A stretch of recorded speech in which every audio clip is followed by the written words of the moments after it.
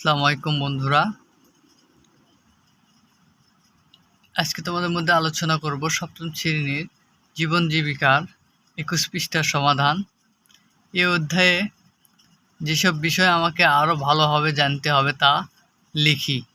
পারিবারিক বাজেট সম্পর্কে আরও জানতে হবে, আয় ব্যয়ের সম্পর্কে ভালোভাবে জানতে হবে, কিভাবে সঞ্চয় বৃদ্ধি করা যায় তা জানতে হবে, ব্যয় কমানোর উপায় জানতে হবে। যে কাজগুলো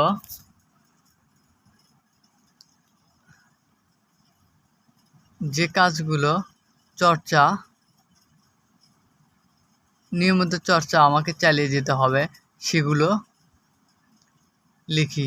পারিবারিক বাজেট অনুযায়ী ব্যয়ের পরিকল্পনা করতে হবে, আয় অনুযায়ী ব্যয় করে সঞ্চয় কাজ চালিয়ে যেতে হবে, পরিবারকে আর্থিক সহায়তা চালিয়ে যেতে হবে, অপচয় কমিয়ে পরিকল্পনা অনুযায়ী ব্যয় করতে হবে।